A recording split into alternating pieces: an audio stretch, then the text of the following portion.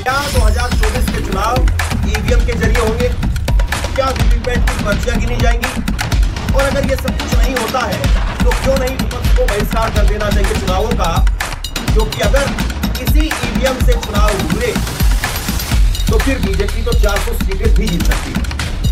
ये सवाल, ये बातें अब देश के सड़कों से लेकर के चौक चौराहे से लेकर के देश की संसद तक और विपक्षी पार्टियों के खेमे में हर जगह इस बात की चर्चा हो रही है। ग्राउंड रिपोर्टिंग के लिए गया था, वहां से लोगों से बात कर रहा था। मुद्दा था ट्रक ड्राइवरों को लेकर के, जो नया कानून आया है उसको लेकर के उनकी राय जानने का। लेकिन वहां पर लोगों ने जो कहा उसको आप सुनिएगा, मैं आपको सुनाऊंगा। और उसको सुनकर के आप कल्पना कीजिए कि आम लोगों के जहन में, आम भारतीयों के जहन में अब यह बात घर कर गई है कि अगर ईवीएम से चुनाव होगा तो मोदी आएगा और अगर पर्ची से चुनाव हुआ तो मोदी की विदाई हो जाएगी। यह बात आम लोगों के अंदर घर कर गई है और यह बात मैं आपको सुनाऊंगा। और उसके साथ साथ इंडिया गठबंधन जो एक इशारा कर रहा है, बार बार वीवीपैट को लेकर के, ईवीएम को लेकर के जो सवाल उठाए जा रहे हैं, तो ऐसे में सवाल यह है कि अगर विपक्ष की यह मांग नहीं मानी गई तो क्या विपक्ष के अंदर इतनी ताकत है, विपक्ष इतना दमखम रखता है कि वो चुनाव का संपूर्ण बहिष्कार का ऐलान कर सके?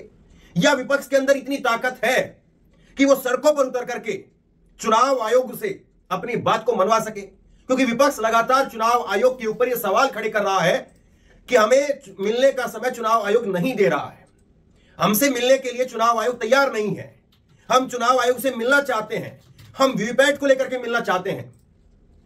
तो क्या विपक्ष ट्रक ड्राइवरों की तरह से, किसानों की तरह से सड़कों पर उतर करके, डट करके, रुक करके 5 घंटे के आंदोलन से सरकार कोई भी हो, और जब इतनी मजबूत सरकार है तो अगर इतनी मजबूत सरकार अगर आज कांग्रेस की होती और विपक्ष में अगर बीजेपी होती तो शायद हो सकता है कि कांग्रेस की सरकार की सेहत पर भी फर्क नहीं पड़ता।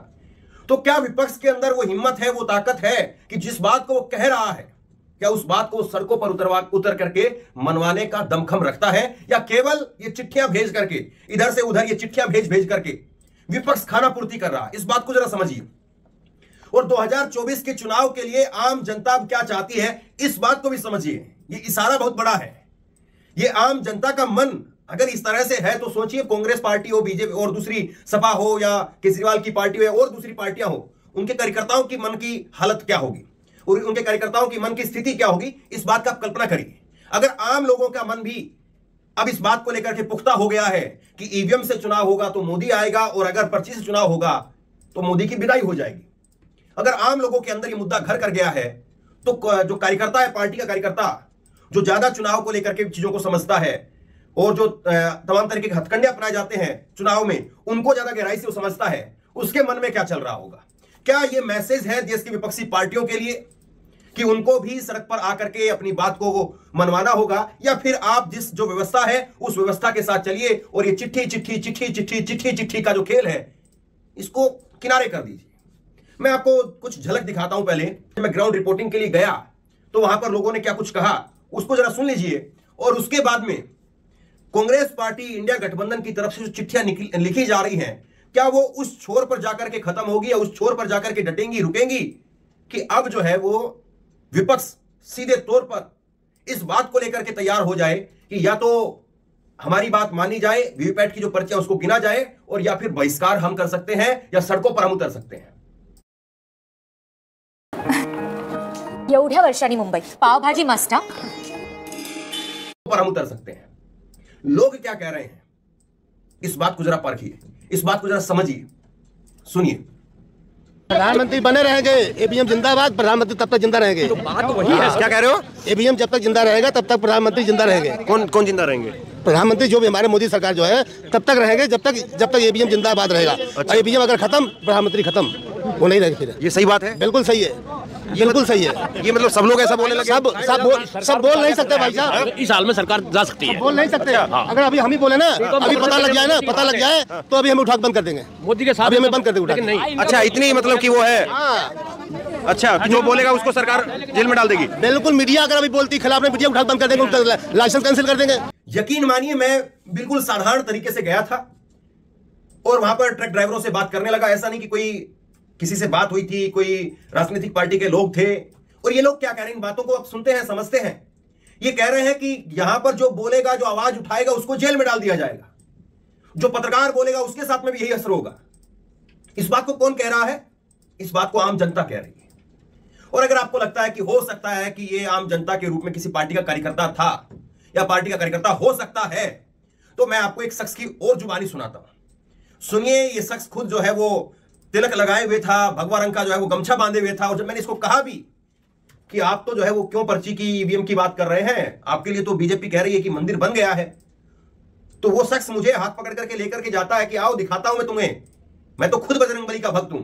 हमारे घर पर जो है वो झंडा, ऑफिस पर झंडा लहरा रहा है, और मंदिर बनाया तो बीजेपी ने थोड़ी ना बनाया। लेकिन वो बड़ी बात कह रहा है।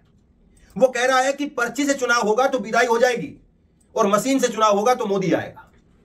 मशीन का मतलब मोदी, पर्ची का मतलब विदाई। इस बात को कौन कह रहा है? एक भगवा वहां पर गमछा बांधे हुए, तिलक लगाए हुए एक आम जनता, वो इस बात को कह रही है। जरा सुनिए। 24 सरकार तो उनकी आनी नहीं है। अगर वो मशीन लाए जाएंगे तो बेशक आ जाए, अगर पर्ची वाली करेंगे तो नहीं आएंगे। अच्छा, ईवीएम मशीन से आ जाएगी। ईवीएम मशीन से बिल्कुल आएंगे। सारे मोदी के तो हैं, मशीन उन्हीं के, तो उनको वो आना है। अगर पर्ची से करोगे तो योगी मोदी जी नहीं आएंगे, अमित शाह नहीं आएंगे। अरे वो तो कहेंगे आप ऊपर जो है वो भगवा गमछा बांध के भक्त हैं, इसलिए ले रखा है। वो कहेंगे भगचा झंडा भी टंग रहा, बालाजी का आ जाओ इधर दिखाता हूं। अच्छा। आप इधर आओ, इधर आओ। अच्छा, हाँ, नहीं इधर से दिखा दो। हाँ हाँ हाँ, अच्छा, हम तो बालाजी भक्त हर महीने जाने वाले। अच्छा, हम तो हर महीने जाते हैं, हम खुद ड्राइवरी करते हैं। कह रहे हैं मंदिर कर दिया। अरे मंदिर तो उसने थोड़ी बनाया, तो पब्लिक ने बनाया, उनको जिता दिया तो मंदिर बन गई। ये तो राजनीति है उनकी। वो तो राजनीति को, हमारा झंडा तो बालाजी है महाराज। दिखाओ वो। अच्छा ठीक है, तो क्या क्या कह रहे थे? मैं ये कह रहा था, ये नियम कानून गलत है बिल्कुल। अब सवाल ये है कि विपक्ष क्या जनता की इस आवाज को सुन रहा है? क्या चुनाव आयोग जनता की इस आवाज को सुन रहा है? क्या सत्ता पक्ष वो जनता की इस आवाज को सुन रहा है? कौन सुन रहा है जनता की इस आवाज को? जनता अब तकरीबन ये मूड बना करके बैठी है, जिसमें से आप कह सकते हैं कि 30-40% लोग जो मोदी को चाहते हैं वो इस प्रकार की डिमांड नहीं कर रहे हैं। कह सकते हैं कि तर्क दिया जा सकता है। लेकिन 60% लोग जो मोदी को वोट नहीं करते हैं, उनके मन में क्या है? क्या वो मायने नहीं रखता है? और 60% भी आप छोड़ दीजिए, अगर 10% लोग, 15% लोग, 20% लोग अगर ये कह रहे हैं, ईवीएम पर सवाल खड़े कर रहे हैं, तो उनके सवालों का जवाब देना, उनके शक को खत्म करना, वो किसका काम है? और अभी कुछ समय पहले प्रशांत भूषण, सुप्रीम कोर्ट के वरिष्ठ वकील प्रशांत भूषण, उनकी तरफ से जो है वो एक ट्वीट किया गया, और ट्वीट करके प्रशांत भूषण ने जो है वो एक वीडियो जो है वो दिखाई, और उस वीडियो के अंदर राहुल मेहता एक शख्स जो है वो दिखाई देते हैं, और प्रशांत भूषण जो है वो इस वीडियो को ट्वीट करते हैं।